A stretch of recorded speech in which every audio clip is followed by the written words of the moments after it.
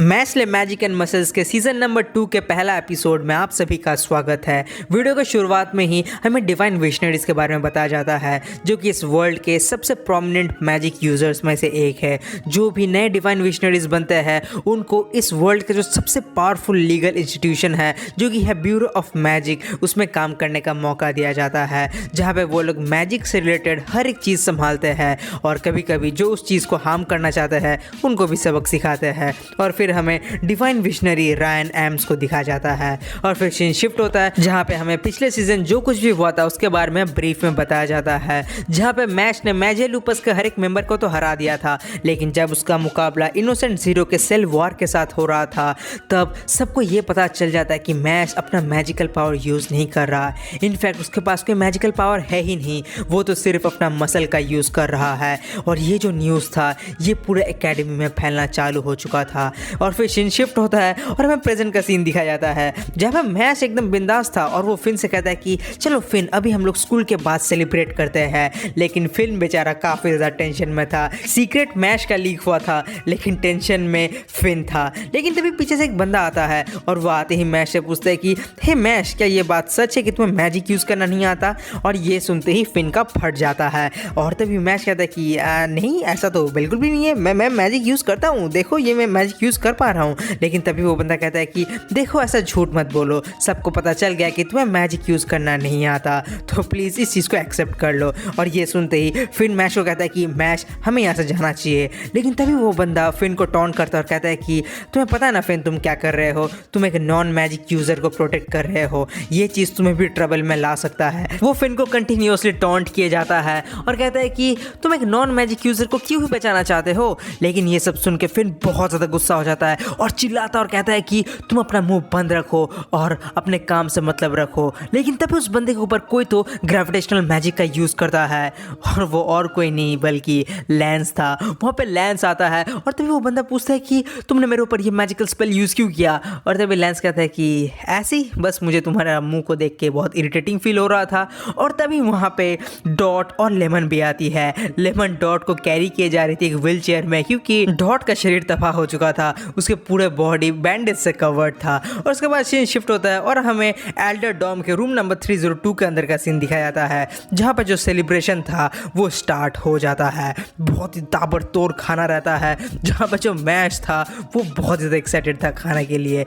लेकिन उसी तरफ जो फिन था वो थोड़ा बहुत अजीब सा बिहेव कर रहा था, क्योंकि वहाँ पे पार्टी में और दो बंदे भी थे और वो और दो बंदे और कोई नहीं बल्कि लॉर्ड एबेल और एबिस थे। और उनको देख के फिन बहुत ज़्यादा डर रहा था। और इवन जो वहाँ पे लॉर्ड एबेल था उसके गोदी में अभी भी वो पपेट रखा हुआ था, जो देख के फिन का तो और हालत ख़राब हो रहा था। लेकिन तभी एबेल कहता है कि क्या किसी को यहाँ पे कार्ड्स खेलना है। लेकिन तभी एबिस कहता है कि अगर लॉर्ड एबेल को कोई भी इस गेम में हरा देता है तो उसका मौत मेरे हाथों से ही होने वाला है। और ये सुन के फिन का और ज़्यादा हालत ख़राब हो जाता है। लेकिन तभी लेमन कहती है कि इतना सीरियस भी मत हो जाओ और फिर वो एबिस को टी ऑफर करता है। लेकिन तभी जो एबिस था वो एकदम वियर्ड सा बिहेव करने लगता है, उसके मुंह से कोई शब्द नहीं निकल रहा था। और तभी एबेल कहता है कि तुम चिंता मत करो, ये एबिस जैसी लड़कियों के सामने आता है उसका सारा हवा निकल जाता है। और फिर लेमन मैश सब कोई खाना खाने लगता है। लेकिन तभी फिन जाता है लैंस के पास और पूछता है कि तुम हम लोगों को छोड़ के बेसमेंट में क्यों चले गए थे। और तभी लैंस कहता है कि देखो, बेसमेंट में मुझे लैंगडॉर्म के एक बंदे को पीटना था और जैसे मैं उसको पीटना खत्म किया तब मुझे वहाँ पे कुछ और बंदे भी मिले जो कि क्लेम कर रहे थे कि वो डेथ रो से है। लेकिन फिर लड़ाई के बीच में ही वो लोग वहाँ से चले गए। और ये सब सुन के जो फिन था उसका हालत तो और ज़्यादा ख़राब हो जाता है। लेकिन फिर खाना खाने के बाद हमें दिखाया जाता है कि मैश और एबिस थोड़े अलग पर्सनल स्पेस में बैठे हुए थे, जहाँ पे एबिस बताता है कि मैश, भले आज तुमने जीत लिया है लेकिन इस चीज़ को एक वार्निंग के हिसाब से देखो। मैं श्योर हूँ कि वो लोग फिर से आएंगे, इनोसेंट जीरो फिर से तुम्हारे लिए आएंगे, जो कि इस मैजिकल वर्ल्ड के सबसे बड़े क्रिमिनल है। उनको एक ऐसा बंदा चाहिए था जो कि मैजिकल पावर में बहुत ही एक्सेप्शनल हो और इसीलिए उन्होंने लॉर्ड एबेल को हायर हायर किया था ताकि वो उनके लिए एक ऐसा बंदा ढूंढ पाए, और उसके बदले में वो लॉर्ड एबल को पावर गिफ्ट किए थे, जिसके वजह से उनके फेस में और एक थर्ड मार्क जनरेट हुआ था। वो मार्क नेचुरल नहीं है, क्योंकि अगर किसी के फेस में नेचुरली 3 मार्क होता है तो वो लॉर्ड एबल से भी काफ़ी कई गुना ज़्यादा पावरफुल होंगे। लेकिन ये जो इंटरेक्शन था, इससे मुझे इतना तो समझ में आ चुका था कि जो चीज़ वो लोग ढूंढ रहे हैं उस चीज़ के साथ वो लोग तुमको ज़रूर से कनेक्ट कर लिया है, इसलिए वो लोग तुमको लेने के लिए फिर से आएंगे ही, इसलिए प्लीज़ तुम सेफ रहना। और फिर हमें रूम के बाहर का सीन दिखाया जाता है जहाँ पे फिर से वही बंदा आता है ताकि इस बार वो मैश के अगेंस्ट में कोई एविडेंस कलेक्ट कर पाए और फिर सबको सामने प्रूफ कर पाए कि मैश को मैजिक नहीं आता है। वो मैश के गेट के सामने खड़ा होता है और उसके रूम के अंदर झांकता है, और वो जैसे ही झांकता है वो देखते हैं कि मैश और एबिस एक साथ दोस्त जैसे बैठे हुए हैं और एक साथ बातें कर रहे हैं। और ये देख के तो उसको बिलीव ही नहीं होता, लेकिन तभी उसको लगता है कि उसके पीछे कोई खड़ा है, और जैसे ही वो पीछे घूमता है वो देखता है कि उसके पीछे एबल खड़ा है। और एबल कहता है कि तुम यहाँ पे क्या कर रहे हो। और इतना सुनते ही वो बंदा का एकदम डर के मारे हालत ख़राब हो जाता है और वो एकदम से वहाँ से भाग जाता है। और तभी हमें रूम के अंदर का सीन दिखाया जाता है जहाँ पे एक बर्ड आता है खिड़की से, और वो बर्ड आके मैश को एक चिट्ठी देके वहाँ से चला जाता है।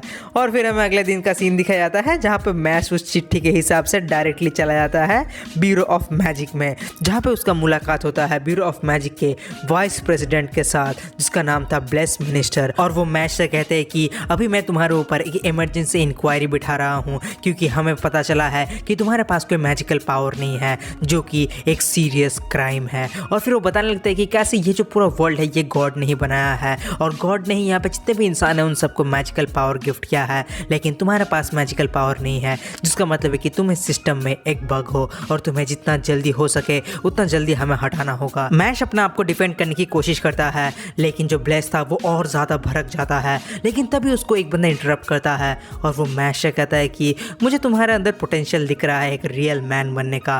और ये बंदा और कोई नहीं बल्कि डिवाइन विजनरी रायो ग्रैंड्स था। और तभी वो कहता है कि देखो मैश, ये जो पूरा वर्ल्ड है इसमें कुछ रूल्स है, और ये रूल्स मेजॉरिटी के हिसाब से ही एग्जिस्ट करता है, तो अगर तुम्हें भी यहाँ पर रहना होगा तो उसी रूल्स को फॉलो करना होगा। और वो चीज़ बहुत ज़्यादा सिंपल है। और फिर वो मैश के सामने एक कैंडल रख देता है और कहता है कि तुम इस कैंडल को बिना टच करे इसको जलाओ, और तब हम मान जाएंगे कि तुम्हारे अंदर मैजिकल पावर एग्जिस्ट करता है।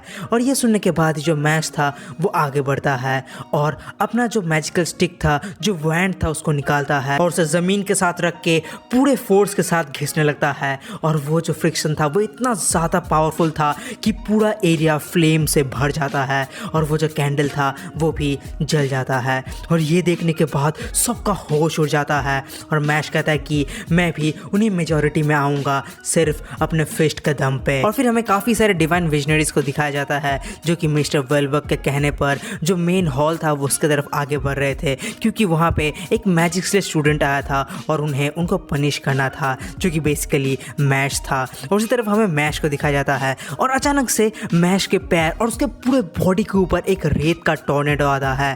और जैसे ही मैश पीछे घूमता है वो देखता है कि उसके पीछे बहुत सारे डिवाइन विजनरीज खड़े थे। इवन जो ब्लेस था वो भी एक टाइम के लिए डर गया था। और फिर डिवाइन विजनरी ऑर्डर मैश से कहता है कि देखो, अब तक मैंने तुम्हारे बारे में जितना इन्फॉर्मेशन कलेक्ट किया, और ऊपर से तुम ईस्टर्न मैजिक एकेडमी में हो लेकिन तुम्हें मैजिक यूज़ करना नहीं आता, ये सब के बाद मैं तुम्हें मौत का सज़ा सुनाता हूँ। और ये सुनने के बाद जो मैश था वो भी एकदम से डर जाता है। लेकिन तभी वहाँ पे मिस्टर ब्लेज आता है। जो मिस्टर ब्लेज था उसके शरीर से एक अजीब ही ऑरा निकल रहा था, और वो एक अलग ही वॉइस में कहता है कि ये चीज़ तुम नहीं कर सकते, हमें इनोसेंट ज़ीरो और ये लड़का हमें बिलोंग करता है। और ये सुनने के बाद मैश कहता है कि मैं किसी के पास बिलोंग नहीं करता, लेकिन इनोसेंट ज़ीरो का नाम सुन के सब लोग काफ़ी ज़्यादा स्ट्रेंज फील करने लगते हैं। लेकिन तभी मिस्टर ब्लेस कहता है कि हम ये सब मजाक नहीं कर रहे हैं, ये मैसेज इनोसेंट ज़ीरो के पास से ही आ रहा है। हमने एक मैगी पैरासाइट इस ह्यूमन के अंदर एम्बेड कर दिया है। और ये मैगी पैरासाइट का नाम सुनते ही सब लोग डर जाते हैं, क्योंकि एक मैगी पैरासाइट बेसिकली एक ऐसा मैजिकल पैरासाइट है जो कि किसी भी बंदे के बॉडी में चिपक सकता है और उसके माना के ऊपर फीड करता है और वो बंदा वो सेम काम करेगा जो कि उसको ये मैगी पैरासाइट बताएगा। और अगर कोई भी इस मैजिकल पैरासाइट को हटाने की कोशिश करेगा तो ये पैरासाइट उसी के ऊपर अटैक करेगा। और ये सब चीज़ ऊपर से रियो देख रहा था और वो कहता है कि इसका मतलब तो तुम लोग सच्ची में ब्यूरो ऑफ मैजिक के साथ एक वॉर डिक्लेयर करना चाहते हो। वैसे भी मैं इस वॉर को बहुत पहले ही करना चाहता था और ख़त्म करना चाहता था। और फिर वो नीचे आता और कहता है कि मैं उस पैरासाइट को हटाऊंगा। लेकिन तभी वो लेडी कहती है कि नहीं नहीं, तुम ये नहीं कर सकते। अगर तुमने उसको हटाने की कोशिश किया तो वो मैजिकल पैरासाइट तुम्हारे ऊपर ही अटैक करेगा। लेकिन अब तक काफ़ी ज़्यादा देर हो चुका था। मैश ने ऑलरेडी उस पैरासाइट को हटा दिया था। लेकिन तभी वो पैरासाइट एकदम से मैश के मुंह के अंदर से उसके पेट के अंदर घुस जाता है। मैश बहुत ज़्यादा अनकंफर्टेबल फील करता है और एकदम उल्टी करता है और जो पैरासाइट था वो एकदम से बाहर निकल जाता है। लेकिन ये जो पैरासाइट था वो ऐसे वैसे बाहर नहीं निकलता, बल्कि एक बलून जैसे टाई अप होता है वैसे बाहर निकलता है, जो देख के वो लेडी एकदम शॉक हो जाती है और कहती है कि ये तुमने कैसे किया। और फिर मैश कहता है कि उसने अपने जीभ से इस पूरे क्रीचर को ऐसे टाई कर दिया है। जो सुनने के बाद वो लड़की को तो बिलीव ही नहीं होता, वो लेडी एकदम पागल सी हो जाती है। ये सब देख के रियो तो काफ़ी ज़्यादा इंप्रेस होता है, लेकिन ऑटर अभी भी अपने बातों पे अड़े रहता है और कहता है कि अगर तुम्हें मैजिक यूज़ करना नहीं आता है तो तुम्हें मरना होगा और यही इस वर्ल्ड का रूल है। और फिर वो कहता है कि तो फिर चलो हमारे साथ। लेकिन मैश कहता है कि मैं यहाँ से एक पैर भी हिलने नहीं वाला, मैं कहीं नहीं जाने वाला। और ये सब सुनने के बाद ऑटर को काफ़ी ज़्यादा गुस्सा आता है और वो एकदम से मैश के पीछे जाकर अपीयर होता है और वो मैश को अटैक करने ही वाला था कि तभी रियो को कहता है कि रुक जाओ, तुमने अभी तक मेरा ओपिनियन नहीं सुना। लेकिन तभी ऑटर कहता है कि देखो, मुझे तुम्हारे ओपिनियन की कोई ज़रूरत नहीं है क्योंकि मैं भी रूल्स के हिसाब से ही काम करने वाला हूँ और रूल्स एंड रेगुलेशन के हिसाब से इसको भी मरना होगा ही। लेकिन तभी जो रियो था वो कहते कि तुम ऐसा नहीं कर सकते। लेकिन तभी वहाँ पे उन दोनों के बीच में एक बहुत ही बड़ा स्वॉर्ड आके गिरता है और मैश कहता है कि ये स्वॉर्ड तो जाना पाया जाना सा लग रहा है। और तभी उस हॉल में एंट्री होता है मिस्टर वेलबर्ग और डिवाइन विजनरी रायन का। और इसी के साथ ये एपिसोड खत्म होता है।